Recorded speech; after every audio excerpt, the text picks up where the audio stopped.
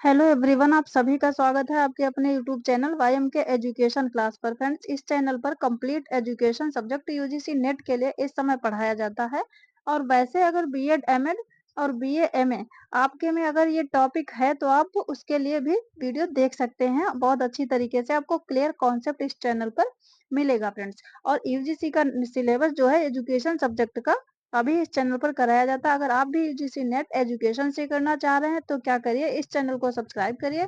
और आप अपनी तैयारी कर रहे होंगे उसके साथ साथ यहाँ से एकदम क्लियर कॉन्सेप्ट और थ्योरी फ्री में सारी चीजें क्रम वाइज आपको मिलेंगी। देखिए, जून तक जितना हो सकेगा और उसके बाद फ्री में अनवरत रूप से सारी चीजें हम जारी रखेंगे। और छोटे छोटे टॉपिक जो मेन है वो हम आपके समझ लेके आते हैं। देखिए,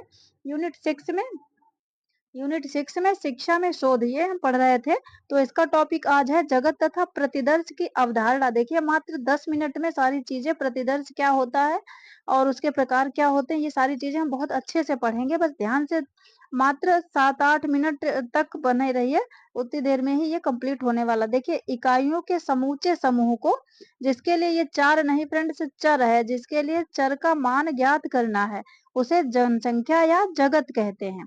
तो कंप्लीट जो संपूर्ण इकाइयां होती हैं जिसके विषय में आपको कुछ ज्ञात करना है, जानना है, तो उसको क्या कहते हैं, जनसंख्या या उसी को जगत कहते हैं फ्रेंड्स।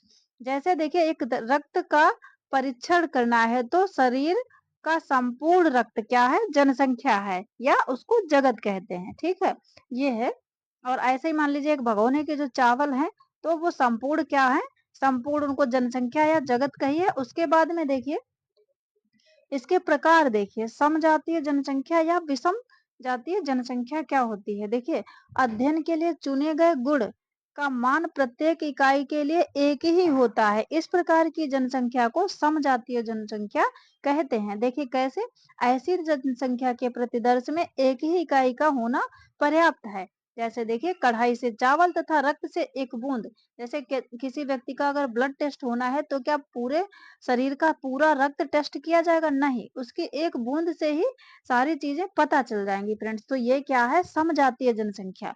और ऐसे ही कढ़ाई से पूरे चावल आपको सारे चावलों को टच करके नहीं देखना, सिर्फ एक चावल को आप टच करके देखेंगे, आप समझ जाएंगे कि पूरे चावल पक गए हैं। तो इस प्रकार की चीजें जहां होती है वहां होती है समजातीय जनसंख्या।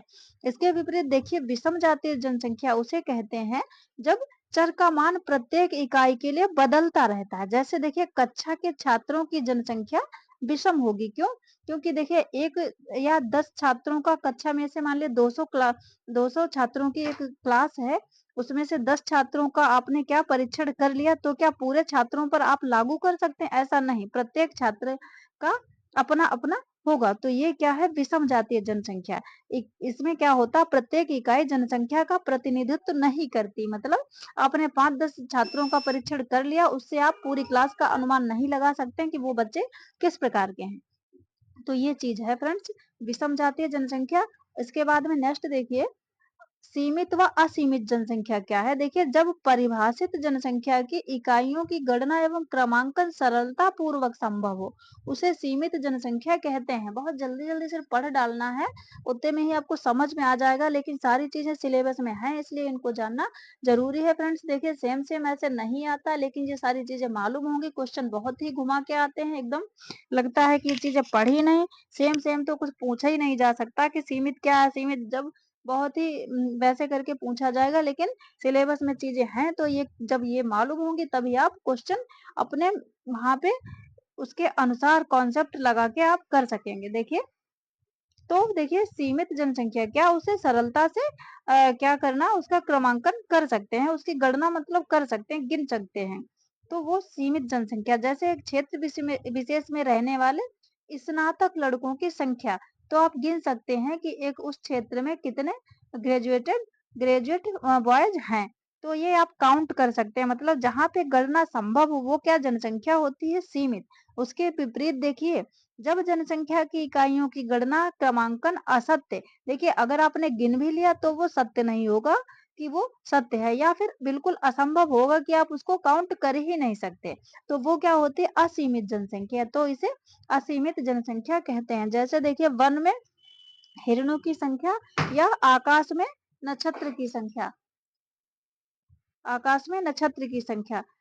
वास्तविक तथा काल्पनिक जनसंख्या देखिए क्या है, जब जनसंख्या की सभी इकाइयां बाह्य ज्ञानेंद्रियों द्वारा उल्लेखित होते हैं तो वो वास्तविक जनसंख्या कहलाती है। जैसे देखिए डॉक्टर, महिलाओं की संख्या, तो आप देख लेंगे कि क्या आप बाह्य ज्ञानेंद्रियों द्वारा कि ये डॉक्टर महिलाएं हैं, तो ये वास्तविक रियल जनसंख्या। काल्पनिक देखिए, जब जनसंख्या की इकाइयों का कोई भौतिक आधार नहीं होता, उनका अस्तित्व नहीं होता, केवल उसकी कल्पना कर ली जाती है, तो यह काल्पनिक जनसंख्या कहलाती है। जैसे देखिए किसी छात्र के शील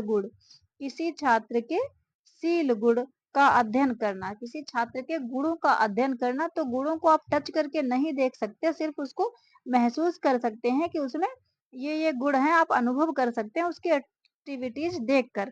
तो ये है काल्पनिक तथा वास्तविक जनसंख्या। उसके बाद में नेक्स्ट देखिए, प्रतिदर्श एवं प्रतिचयन की अवधारणा क्या है। देखिए आपने पूरी जनसंख्या पढ़ ली, उसके प्रकार पढ़ लिए, फिर देखिए प्रतिदर्श या प्रतिचयन किसको कहते हैं। देखिए शोध के निष्कर्ष का सामान्यीकरण मुख्यतः प्रतिदर्श, उसके आकार तथा गुणों, ये फोर नहीं पर गुणों पर निर्भर करता है। जनसंख्या इकाई वस्तुओं या मनुष्यों के समूह में से किसी चर का विशिष्ट मान ज्ञात करने के लिए उसकी कुछ इकाइयों को चुन लिया जाता है।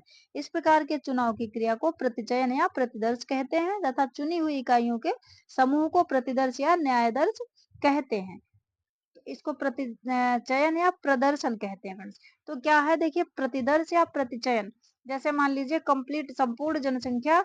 अब जनसंख्या मान लीजिए कुछ है, जैसे छात्रों का आपने देखा था कि क्लास में छात्रों का, उनका तो पूरा ही आपको क्या परीक्षण करना या अध्ययन करना है, जो जो भी मान उनके गुणों का, जिस चीज का पता लगाना, उसके लिए सभी का करना पड़ेगा, तभी आप कर पाएंगे।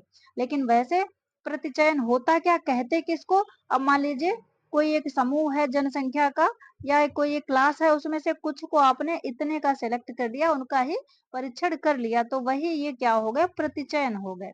अब जैसे आपने ब्लड का सैंपल ले लिया टेस्ट करने के लिए, तो वो प्रतिचयन या प्रतिदर्श हो गया फ्रेंड्स, या न्यायदर्श उसको ही कहते हैं। ऐसे ही देखिए चावल का जो आप एक देखते हैं कुछ टच करके, तो वो प्रतिदर्श या प्रतिचयन, इनको भी मान लीजिए। तो कहने का मतलब ये है कि कंप्लीट जनसंख्या का अध्ययन ना करके उसका क्या करते हैं, कुछ हिस्से को सेलेक्ट करते हैं जांच करने के लिए, गुणों का पता लगाने के लिए, तो वही क्या होता है, प्रतिदर्श या प्रतिचयन फ्रेंड्स। उसके बाद में देखिए नेक्स्ट, इसके लाभ क्या है, क्यों लेते हैं प्रतिचयन या प्रतिदर्श, क्यों लेते हैं, कंप्लीट जनसंख्या का क्यों नहीं परीक्षण करते हैं।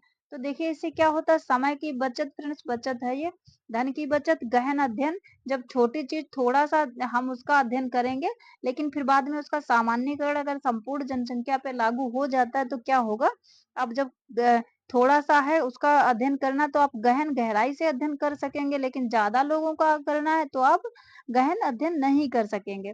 विश्वसनीय होता है, प्रशासकीय सुविधा भी होती है इसके लिए। तो ये है इसके लाभ, अ, किसके, प्रतिदर्श के लाभ।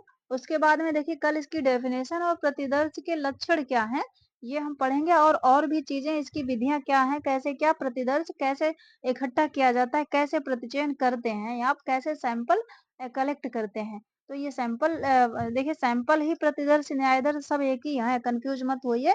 तो ये है फ्रेंड्स आज की वीडियो। अगर आपको पसंद आई हो, चीजें समझ में आई हो, तो वीडियो को लाइक और चैनल को कर लीजिए सब्सक्राइब, और अपनी स्टडी ग्रुप में भी शेयर कर दिया करिए, ताकि इसी प्रकार की इम्पोर्टेंट चीजें आपके समक्ष हम लेके आते रहें। डीमोटिवेट ना हो, तो ज्यादा से ज्यादा लोग हमसे जुड़ने की कोशिश करिए। आपको फ्री में देखिए, हम यूट्यूब पर ही बहुत सारी चीजें, बहुत अधिक लाभ आपको मिलने वाला है इस चैनल पर, इसलिए अभी इसको अधिक से अधिक सपोर्ट करिए, और जितना कराया जा रहा है उसको, उसका आप फायदा उठाइए। बाकी आप अपनी तैयारी कर ही रहे होंगे। तो आज के लिए इतना ही, मिलते हैं नेक्स्ट वीडियो में फ्रेंड्स।